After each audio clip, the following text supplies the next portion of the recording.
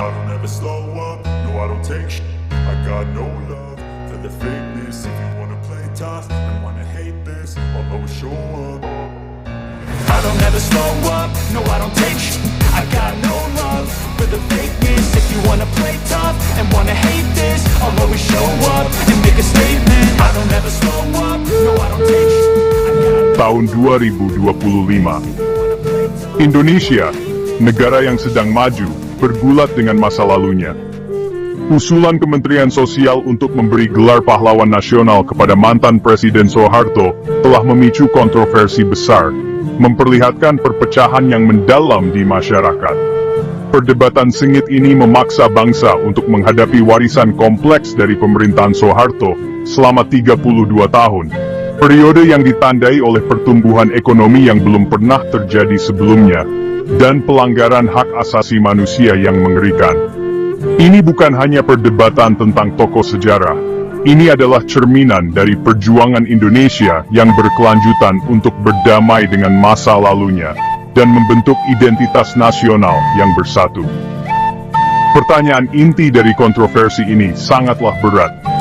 Dapatkah seorang pemimpin yang memimpin kemajuan dan penindasan dianggap layak menerima penghargaan tertinggi bangsa?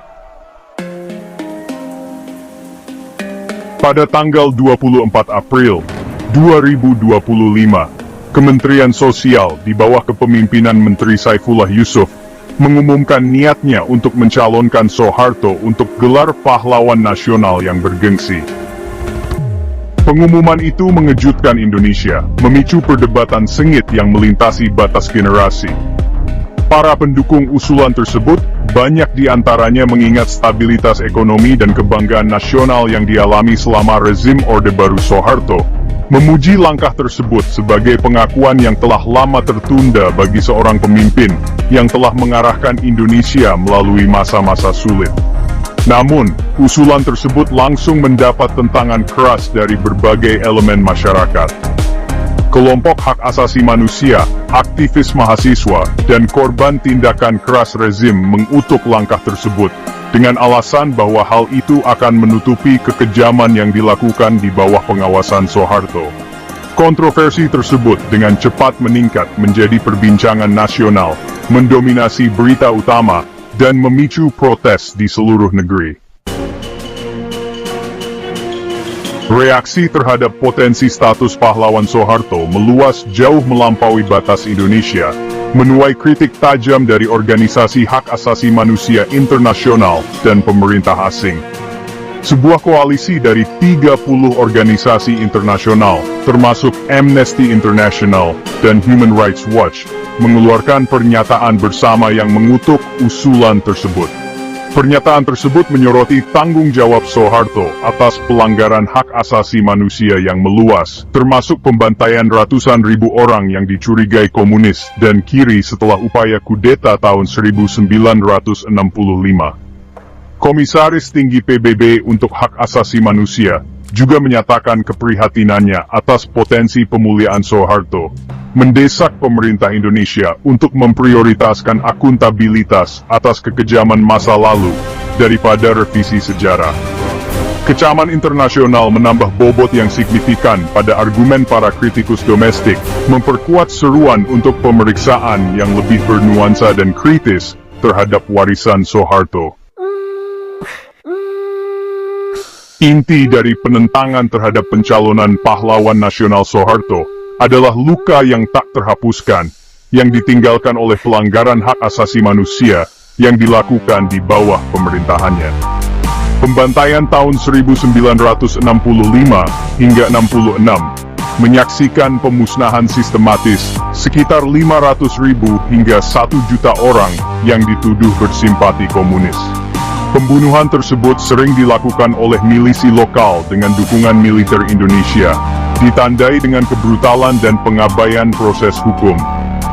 Di luar pembantaian tahun 1965, rezim Soeharto ditandai dengan pola penindasan dan pelanggaran hak asasi manusia yang konsisten. Pemerintah membungkam perbedaan pendapat melalui intimidasi, penghilangan paksa, dan pembunuhan di luar hukum. Pendekatan tangan besi rezim meluas ke daerah-daerah bergolak di negara itu, dengan operasi militer yang brutal di provinsi-provinsi seperti Aceh, Papua, dan Timur Timur. Bagian 5 Warisan Pembangunan, pendukung Soeharto berbicara. Sementara catatan hak asasi manusia Soeharto tetap menjadi sumber perdebatan yang mendalam, para pendukungnya berpendapat bahwa warisannya tidak dapat didefinisikan hanya oleh babak-babak kelam pemerintahannya. Mereka menunjukkan kemajuan ekonomi yang signifikan yang dicapai selama masa jabatannya, yang membuat Indonesia berubah dari negara miskin menjadi macan Asia yang sedang naik daun. Di bawah Orde Baru Soeharto, Indonesia mengalami industrialisasi yang cepat, modernisasi pertanian, dan peningkatan infrastruktur yang substansial. Kemajuan ekonomi ini menyebabkan peningkatan standar hidup yang signifikan bagi jutaan orang Indonesia, mengangkat mereka keluar dari kemiskinan, dan menjadi kelas menengah yang berkembang.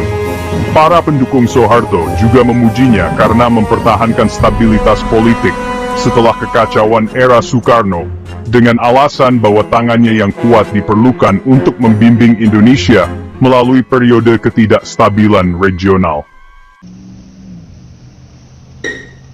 Bagian 6. Menanggapi kontroversi, tanggapan pemerintah.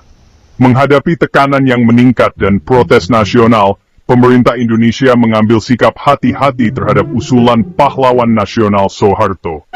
Menteri Sosial Saifullah Yusuf mengakui sensitivitas seputar masalah ini dan menekankan komitmen pemerintah untuk mempertimbangkan semua perspektif. Dalam upaya untuk mengatasi kekhawatiran yang diangkat oleh penentang usulan tersebut, Yusuf mengumumkan pembentukan tim khusus yang bertugas meninjau pencalonan Soeharto. Tim yang terdiri dari sejarawan, akademisi, dan tokoh masyarakat ini diberi mandat untuk melakukan penilaian yang menyeluruh dan tidak memihak terhadap warisan Soeharto, dengan mempertimbangkan kontribusi dan pelanggarannya. Keputusan pemerintah untuk membentuk tim peninjau mencerminkan perpecahan yang mendalam dalam masyarakat Indonesia mengenai warisan Soeharto dan perlunya pendekatan yang lebih bernuansa dan inklusif untuk penunjukan pahlawan nasional. Bagian 7. Warisan yang diselimuti ambiguitas, kompleksitas pemerintahan Soeharto. Perdebatan seputar potensi status pahlawan Soeharto menunjukkan kompleksitas yang melekat dalam menilai tokoh-tokoh sejarah, terutama mereka yang warisannya terkait dengan kemajuan dan penindasan. Meskipun prestasi ekonomi Soeharto dan perannya dalam membangun stabilitas nasional tidak dapat dihapus, hal tersebut sangat kontras dengan pelanggaran hak asasi manusia yang dilakukan di bawah pengawasannya. Tantangan bagi Indonesia terletak pada mendamaikan narasi yang kontras ini dan mendorong pemahaman bersama tentang masa lalunya. Kontroversi Soeharto berfungsi sebagai pengingat yang kuat bahwa sejarah jarang hitam putih. Ini adalah permadani yang ditenun dari benang yang tak terhitung jumlahnya, beberapa cerah dan menginspirasi, yang lain gelap dan meresahkan. Untuk benar-benar menghormati masa lalunya, Indonesia harus mengakui terang dan bayangan warisan Soeharto, terlibat dalam dialog yang terbuka dan jujur tentang pria yang membentuk nasib bangsa selama lebih dari 3 dekade. Bagian 8. Beban sejarah. Perdebatan tentang pencalonan pahlawan nasional Soeharto pada akhirnya adalah perdebatan tentang jiwa Indonesia. Ini memaksa bangsa untuk menghadapi kebenaran yang tidak nyaman tentang masa lalunya, dan bergulat dengan warisan otoritarianisme. Ini adalah bukti kekuatan sejarah yang abadi untuk membentuk masa kini dan memengaruhi masa depan.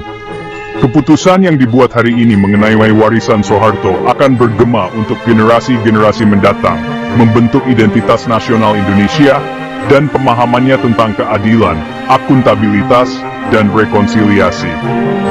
Beban sejarah berada di pundak Indonesia saat menavigasi masalah yang kompleks dan syarat emosi ini.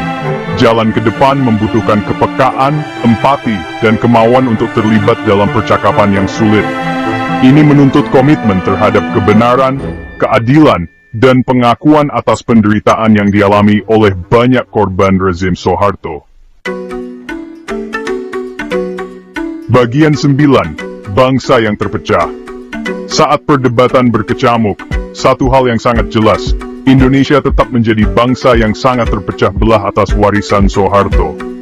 Kontroversi tersebut telah mengungkap luka lama dari masa lalu, menyoroti rasa sakit dan trauma yang berkepanjangan yang dialami oleh para korban kebrutalan rezim. Pada akhirnya, keputusan apakah akan menganugerahkan gelar pahlawan nasional kepada Soeharto atau tidak terletak pada pemerintah Indonesia.